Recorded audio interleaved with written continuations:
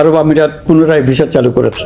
Malaysia কর্তৃপক্ষ বাংলাদেশি কর্মীদের জন্য প্রথমবারের মতো মাল্টিপল এন্ট্রি ভিসা চালু করেছে। আমাদের যে ব্যর্থতা আছে মন্ত্রণালয়ের বিভিন্ন ক্ষেত্রে, সেটা ক্ষমা সুন্দর দৃষ্টিতে দেখবেন।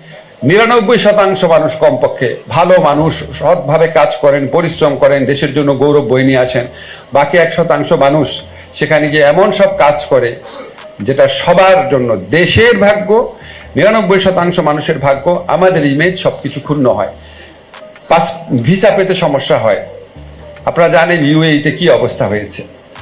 তো এটা যারা অন্য কোন দেশকে এটা করে নাই, সব দেশকে শ্রমিকরা পেত মাল্টিপল ভিসা, আর আমাদের দিচ্ছে না মাল্টিপল না, একবার ঢুকতে পারবা, বেরো আসলে ঢুকতে পারবা না। কেন? আমাদের এটাকে সবচেয়ে বেশি লোক গলা কাটা পাসপোর্ট নিয়ে গিয়ে চলে গেছে ওখানে। যারা আমাদের প্রবাসী শ্রমিক ভাই বোনরা আছেন তাদের মধ্যে 99%ই ভালো মানুষ, ঠিক মতো কাজ করেন। বাকি 1% সেখানে অনেক ধরনের ঘটনার জন্ম দেয়, যেটার জন্য 99%-এর অনেক কষ্ট হয়, এবং ওই দেশগুলোতে লোক পাঠাতে আমাদের আরো কষ্ট হয়। আমি আর লুৎফে ভাই যখন মালয়েশিয়ার স্বরাষ্ট্রমন্ত্রীর সাথে আলাপ করছিলাম যে সব দেশের জন্য হচ্ছে মাল্টিপল ভিসা, আমাদের জন্য কেন মানে ওয়ান ওয়ে একটা একক ভিসা কেন, মাল্টিপল ভিসা না কেন?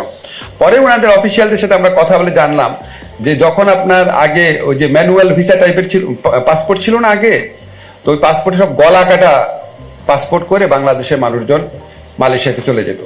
এটা এত বেশি ছিল, অন্য কোন দেশকে এটা করে নাই, সব দেশকে শ্রমিকরা পেত মাল্টিপল ভিসা, আর আমাদের দিচ্ছে না মাল্টিপল না, একবার ঢুকতে পারবা, বেরো আসলে ঢুকতে পারবা না। কেন? আমাদের এটাকে সবচেয়ে বেশি লোক গলা কাটা পাসপোর্ট নিয়ে গিয়ে চলে গেছে ওখানে।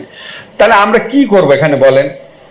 এটাকে আমাদের দোষ? একটা যে সরকারি আসুক, সরকার কি সরকারের লোক কি গলা কাটা পাসপোর্ট করে যায়? আমাদের তো গলা কাটা পাসপোর্ট লাগে না। আপনারা সাবধান থাকবেন। আবার বলি, 99% মানুষ কমপক্ষে ভালো মানুষ, সৎভাবে কাজ করেন, পরিশ্রম করেন, দেশের জন্য গৌরব বয়ে নিয়ে আসেন।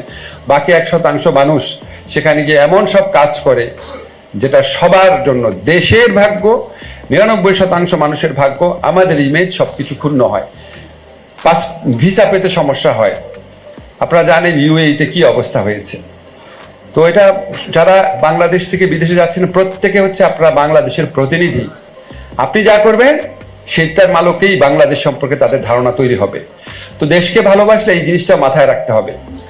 কালার এক্সপার্ট, জর্জ স্যাপ এবং মাইল্ড অন হ্যান্ডস টেকনোলজি সমৃদ্ধ অরিক্স ক্রিস্টাল ওয়াশ আপনার নন। শুধু আমি গণ অভ্যুত্থানে আপনার ভূমিকা রাখবো, খারাপ শাসককে গালাগালি করব, অবশ্যই করবেন এগুলি। সেটার সাথে সাথে আমার যে ভূমিকা, আমাকে দেখার মাধ্যমে একটা বিদেশি পুরা বাংলাদেশের চেহারা দেখছে, সেটা ভাই একটু মনে রাখতে হবে। কালকে না পরশু একটা ভিডিও দেখছিলাম, আপনার এই একটা প্লেন বাংলাদেশে আসতেছে, একজন ভিডিও করেছে, আপনারা নিশ্চয়ই দেখেছেন, অনেক ভাইরাল হয়েছে। বাংলাদেশে যারা যাত্রী আছেন প্লেন থামার আগেই সবাই দাঁড়ায় গেছেন। প্লেন কিন্তু তখনও সে ভিডিও করে দেখাচ্ছে, প্লেন তখন নামে, সবাই দাঁড়ায় গেছেন, আর এয়ার হোস্টেস প্রচন্ড চিল্লাচিল্লি করতেছে। ভাই এই দৃশ্যটা আপনারা দেখেন নাই? আমি কি বাড়িয়ে বলছি? কি ইমেজ হয় বলেন? কি অসুবিধা হয় 5টা মিনিট ওয়েট করলে? এই যে এরকম আচরণ কিছু মানুষ করেন, আমরা সবাই যেন মনে রাখি যে আমি যেমন বাংলাদেশের নাগরিক, বিদেশে যখন যাই আমি বাংলাদেশের প্রতিনিধিও। তো আমরা সবাই যদি সবার দায়িত্ব পালন করতে পারি, ইনশাল্লাহ আগামীতে আমরা প্রবাসী যারা ভাই বোনরা আছেন তাদের জন্য আরো কল্যাণকর একটা ভবিষ্যৎ রেখে যেতে পারবো। আমাদের প্রবাসী ভাইরা আরো নিরাপদে, আরো ভালো জায়গায় চাকরি করতে যেতে পারবেন, সেটার জন্য আমরা চেষ্টা করব।